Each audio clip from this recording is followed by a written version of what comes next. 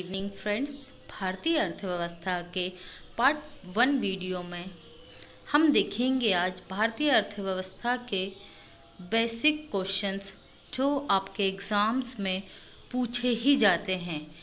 ये आप लोग अगर तैयारी कर रहे हैं अच्छे से और अगर लास्ट ईयर्स के क्वेश्चन पेपर्स आप सॉल्व करते होंगे, जो पढ़ाई का सबसे बेस्ट तरीका होता है, जिससे आपको आइडिया होता है कि किस तरीके के क्वेश्चन आएंगे। जब आप पेपर सॉल्व करते होंगे तो ये जो क्वेश्चन आज हम डिस्कस करेंगे ये उसमें ज़रूर आते होंगे। चलिए शुरू करते हैं।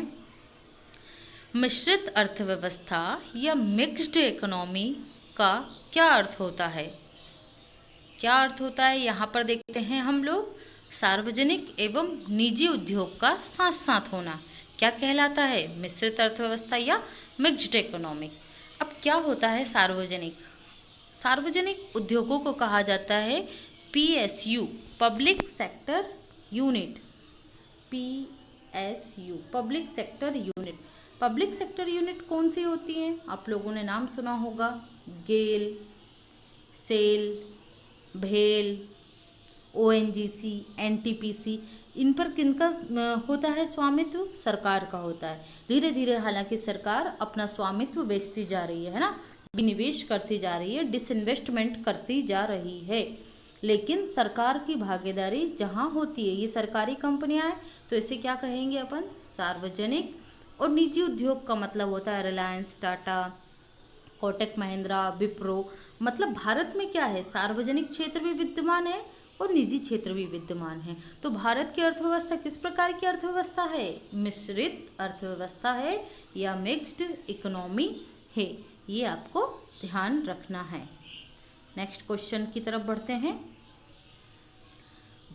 अर्थव्यवस्था के प्राथमिक क्षेत्र में कौन शामिल नहीं है? यहाँ आपको ध्यान देना है, शामिल नहीं है पूछा जा रहा है। प्राथमिक क्षेत्र का मतलब होता है प्राथमिक उत्पादक, जिनके ऊपर दूसरा उद्योग निर्भर करता है। ठीक है, तो प्राथमिक उत्पादक में कौन, प्राथमिक क्षेत्र में कौन कौन आएंगे? वन आएंगे। वनों से हमें लकड़ियां प्राप्त होती है। विभिन्न प्रकार के दूसरे उद्योग इसके स्तर पर ही स्थापित होते हैं या इस पर ही निर्भर करते हैं, वनों पर। सेकंड है आपका पशुपालन। पशुपालन पर भी डेयरी उद्योग इस पर डिपेंड करता है। दुग्ध जो उत्पादन है वो डेयरी पशुपालन पर ही निर्भर करता है। ठीक है, और मत्स्य पालन। ठीक है, तो ये क्या हो गए आपके प्राथमिक क्षेत्र के संकेतक हैं। लेकिन यहाँ पर मध्यम उद्योग प्राथमिक क्षेत्र में नहीं आते हैं। ठीक है, ये किस में आएंगे? आपके द्वितीयक क्षेत्र में आएंगे। आगे चलते हैं हम नेक्स्ट क्वेश्चन की तरफ। अर्थव्यवस्था के द्वितीयक क्षेत्र के अंतर्गत शामिल नहीं है। अभी आपने प्राथमिक क्षेत्र समझा, अब द्वितीयक क्षेत्र समझिए। द्वितीयक क्षेत्र वो होंगे जिस पर तृतीयक क्षेत्र और प्राथमिक क्षेत्र दोनों निर्भर करते हैं। ठीक है, जैसे बिजली नहीं होगी तो कृषि उत्पादन में परेशानी आती है। ठीक है, और गैस नहीं होगी तो बड़ी बड़ी जो इंडस्ट्रीज चल रही हैं, फैक्ट्रियां चल रही हैं, उनमें वस्तुओं का, उत्पादों का निर्माण नहीं हो पाएगा। ठीक है, लोहा अयस्क मतलब कच्चा लोहा। ठीक है, कच्चा लोहा हमें प्राप्त होगा तब हम उसका दूसरे उपकरण बना पाएंगे। ठीक है, तो क्योंकि लोहा अयस्क का मतलब क्या होता है? मूल अवस्था में ओर के रूप में जो पाया जाता है कच्चा, उसे क्या कहा जाता है? लोहा अयस्क। फिर हम इसे क्या करते हैं? उपयोग योग्य उपकरण बनाते हैं। तो यहाँ पर आपको समझ में आ रहा होगा कि ये तीनों ही क्या हो गए हैं? अपने द्वितीयक क्षेत्र के अंतर्गत आते हैं, लेकिन बैंकिंग सेवा नहीं आती। ये किस में आती है? तृतीयक क्षेत्र में, सेवा क्षेत्र में। ठीक है, चलिए नेक्स्ट क्वेश्चन की तरफ बढ़ते हैं। सेवा क्षेत्र अर्थव्यवस्था के किस क्षेत्र को कहा जाता है? अब आप लोग यहाँ पर इसका आंसर समझ चुके होंगे। सेवा क्षेत्र किसे कहा जाता है? तृतीयक क्षेत्र को कहा जाता है। प्राथमिक क्षेत्र समझ गए, जो उत्पादक गतिविधियां होती हैं जिनके ऊपर द्वितीयक क्षेत्र निर्भर करता है, वो क्या हो जाएंगी? प्राथमिक। वन, पशुपालन, मत्स्य पालन। द्वितीयक क्षेत्र किसे कहेंगे? द्वितीयक क्षेत्र में आपकी आ जाएगी बिजली, गैस। ठीक है, ये क्या हो जाएंगे? द्वितीयक क्षेत्र, जिनके ऊपर प्राथमिक और तृतीयक दोनों क्षेत्र निर्भर करते हैं। और तृतीयक क्षेत्र में क्या होता है, सेवा क्षेत्र होता है। आपको ध्यान रखना है भारत में सबसे ज़्यादा सेवा क्षेत्र में ही या तृतीयक क्षेत्र में ही रोजगार होता है। ठीक है, चलिए नेक्स्ट आगे बढ़ते हैं।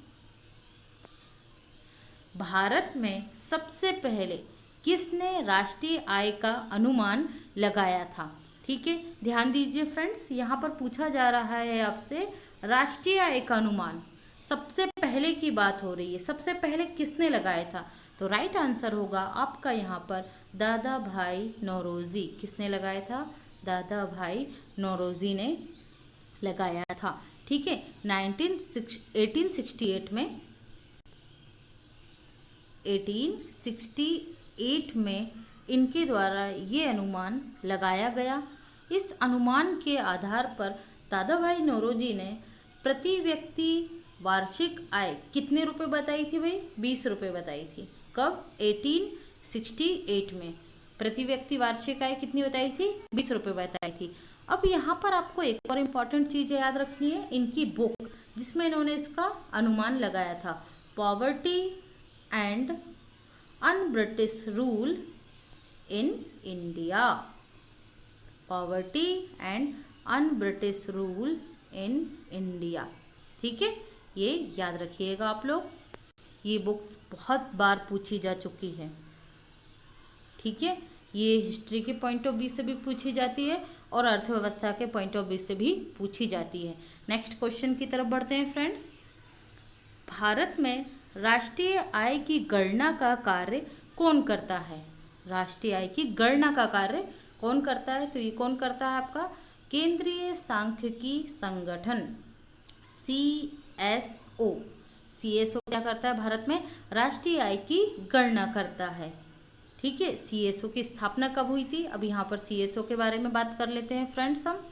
CSO की स्थापना हुई थी 2 मई 1951 को। हेडक्वार्टर कहाँ है? नई दिल्ली। ठीक है, इसका जो वार्षिक विवरण आता है CSO का, उसे क्या कहा जाता है? ये क्वेश्चन भी आ चुका है, इसलिए आपको ध्यान रखना है। इसके दो और नाम है, वार्षिक विवरण जो प्रस्तुत करता है सरकार के समक्ष राष्ट्रीय आय का, एक होता है राष्ट्रीय लेखा के नाम, राष्ट्रीय लेखा भी कहा जाता है इसे, राष्ट्रीय लेखा, और दूसरा हो बोला जाता है इसे श्वेत पत्र। ठीक है, ध्यान रखिएगा आप लोग, श्वेत पत्र। अगले क्वेश्चन की तरफ बढ़ते हैं फ्रेंड्स। राष्ट्रीय आय की गणना का आधार वर्ष वर्तमान में क्या है? देखिए, आधार वर्ष का मतलब क्या होता है? आधार वर्ष का मतलब होता है एक बेस ईयर मान लिया जाता है अर्थशास्त्रियों के द्वारा, और फिर उस बेस ईयर में वस्तुओं का, सेवाओं का क्या मूल्य रहा, उसके आधार पर राष्ट्रीय आय की गणना की जाती है। ठीक है, तो पहला जो हमारा राष्ट्रीय आधार वर्ष था पहली बार, वो था 1948-49, लेकिन यहाँ पर आपसे क्या पूछा जा रहा है? वर्तमान में। तो वर्तमान में क्या है अपना? 2011-12। आपने देखा होगा, हाल ही में चर्चा में रहा था कि 2011-12 को बदल कर भी 2017-18 करने की बात चल रही है, लेकिन अभी ऐसा हुआ नहीं है। ठीक है, बात चल रही है लेकिन हुआ नहीं है। ठीक है, केंद्रीय सांख्यिकी संगठन द्वारा उठाया गया था मुद्दा, लेकिन अभी क्या है, आपको अभी का ध्यान रखना है, 2011-12। अगले क्वेश्चन की तरफ बढ़ते हैं फ्रेंड्स। भारत में राष्ट्रीय आय की वैज्ञानिक गणना का श्रेय किसे दिया जाता है? हमने पढ़ा राष्ट्रीय आय की सर्वप्रथम गणना किसने की थी? तो दादा भाई नौरोजी ने 1868 में क्या बताया था? 20 रुपये वार्षिक आय है, और उनकी बुक क्या थी? Poverty and un British rule in India. अब यहाँ पर पूछा जा रहा है आपसे वैज्ञानिक गणना। वैज्ञानिक गणना का मतलब होता है कि भाई फॉर्मूला बेस पर उन्होंने निकाला था। ठीक है, तो किसने निकाला था ये? Professor VKRV Rao. इनका पूरा नाम है विजेंद्र कस्तूरीरंगा वरदराजा राव। विजेंद्र कस्तूरीरंगा वरदराजा राव। ठीक है, इन्होंने 1925 और 1931 में अपने अनुमान जारी किए थे। 1925 और 1931 में। आपको इनकी बुक का नाम याद रखना है। इनकी बुक का नाम है national income in British India, national income in British India. Next question की तरफ बढ़ते हैं फ्रेंड्स। ग्रामीण क्षेत्रों में गरीबी के आंकलन हेतु किस सूचकांक को आधार माना गया है? यहाँ काम लिखा है, ये मिसप्रिंट हो गया है, यहाँ सूचकांक कर लीजिएगा आप लोग। किस सूचकांक को माना जाता है? ठीक है, तो देखिए ग्रामीण क्षेत्रों में गरीबी को हम कैसे आंकलन करते हैं? यहाँ पर हम कैसे आंकलन करते हैं उसका? कृषि श्रमिकों के उपभोक्ता मूल्य सूचकांक पर। अब उपभोक्ता मूल्य का मतलब क्या होता है? जिस प्रकार के ग्रामीण क्षेत्रों में उत्पाद, जो प्रोडक्ट वो यूज़ करते हैं, ठीक है, उपभोग करते हैं, उनके आधार पर ग्रामीण क्षेत्रों में उपभोक्ता मूल्य सूचकांक के द्वारा इसका क्या किया जाता है? ग्रामीण क्षेत्रों की गरीबी को मापा जाता है। ठीक है, ये आप लोग ध्यान रखिएगा। नेक्स्ट क्वेश्चन की तरफ चलते हैं फ्रेंड। भारत में बेरोजगारी का मुख्य स्वरूप कौन सा है? बेरोजगारी को हम सभी फेस कर रहे हैं, ये तो बहुत बड़ा मुद्दा है आज विश्व स्तर पर, और भारत में तो सबसे बड़ा मुद्दा होना चाहिए। भारत में जो बेरोजगारी पाई जाती है, मुख्य रूप से आपसे क्या पूछा जा रहा है? मुख्य रूप से कौन सा स्वरूप पाया जाता है? देखिए, सभी प्रकार की बेरोजगारियां सभी देशों में पाई जाती हैं, लेकिन सभी देशों में एक विशेष प्रकार की बेरोजगारी ज़्यादा पाई जाती है। तो भारत में कौन सी पाई जाती है? संरचनात्मक बेरोजगारी। देखिए, संरचनात्मक बेरोजगारी का मतलब क्या होता है? संरचनात्मक बेरोजगारी का मतलब होता है कि जो व्यवस्था पहले से चली आ रही थी, अब उसमें परिवर्तन हो जाना। जैसे 1990 के एरा में क्या हुआ, जब कंप्यूटर क्रांति आना शुरू हुई, है ना, कंप्यूटर आना शुरू हुए, तो उस समय जो सरकारी कर्मचारी थे उन्हें कंप्यूटर चलाना नहीं आता था। हाँ, जिसने व्यवस्था के साथ समन्वय बैठा लिया और जो सीख गया, उनकी जॉब बची रही, वरना जिन्हें नहीं आया उनकी जॉब चली गई। तो ये क्या हुआ? संरचना में बदलाव आ गया। ठीक है, जैसे आज की कंडीशन हम देखें, आज हम क्या डिमांड है अर्थव्यवस्था की, इकोनॉमी की, कि आप में कोई ना कोई स्किल्स होना चाहिए, लेकिन हमारी शिक्षा व्यवस्था ऐसी रही कि हमें स्किल्स पे फोकस ही नहीं किया गया, तो हम स्किल लेस हो गए, स्किल्स नहीं हैं आज। ठीक है, और जो डिमांड है प्राइवेट क्षेत्र में भी उस प्रकार की एजुकेशन नहीं प्राप्त होती है, जिससे क्या हो रही है? बेरोजगारी बढ़ती जा रही है। यहाँ पर ऐच्छिक बेरोजगारी का मतलब क्या होता है? ऐच्छिक बेरोजगारी का मतलब ये होता है काम तो मिल रहा है, लेकिन आपकी इच्छा के अनुसार नहीं मिल रहा है। जैसे आप चाहते हो कि भाई आपको 50,000 रुपये महीने की सैलरी करनी चाहिए, आप वो डिज़र्व करते हो, लेकिन मिल क्या रही है आपको 18,000 20,000 वाली, तो आप क्या करोगे? नहीं करोगे जॉब, है ना, जनरली नहीं करते, तो उसे क्या कहेंगे? ऐच्छिक बेरोजगारी कहा जाएगा, जो अपनी इच्छा से ही की जाए। बेरोजगार तो है लेकिन फिर भी काम नहीं किया जाना, ऐच्छिक बेरोजगारी कहलाती है। नेक्स्ट क्वेश्चन की तरफ चलते हैं। भारत के ग्रामीण क्षेत्रों में कौन सी बेरोजगारी पाई जाती है? ग्रामीण क्षेत्रों में कौन सी बेरोजगारी पाई जाती है? प्रच्छन्न बेरोजगारी। देखिए, अगर आपको प्रच्छन्न का अर्थ पता है तो आप समझ जाएंगे, इसका अर्थ होता है छुपी हुई, छुपी हुई, है ना, जो दिखाई नहीं देता है। देखिए, 5 एकड़ जमीन है और उस पर जो काम है, 5 एकड़ जमीन पर जो उत्पादकता है, वहाँ 2 लोगों की ज़रूरत है। 2 लोग उस पर अच्छे से उत्पादन कर सकते हैं और उनकी जीविका अच्छी हो सकती है, जीवन स्तर में अच्छा बदलाव आ सकता है। लेकिन आप लोगों ने देखा होगा, उस 5 एकड़ ज़मीन पर 10 या 11 लोगों के परिवार निर्भर करता है और पूरा का पूरा परिवार उस भूमि पर, कृषि भूमि पर काम करता है। तो ज़रूरत तो कितने की है उत्पादन के लिए? सब 2 लोग ही कर सकते हैं। जो पूरे 11 लोग मिलकर कर रहे हैं उस उत्पादन को 2 लोग कर सकते हैं, लेकिन लगे कितने लोग हैं? 11 लोग लगे हैं। तो ये क्या हो गई? छुपी हुई बेरोजगारी। बेरोजगारी है लेकिन दिखाई नहीं देती है।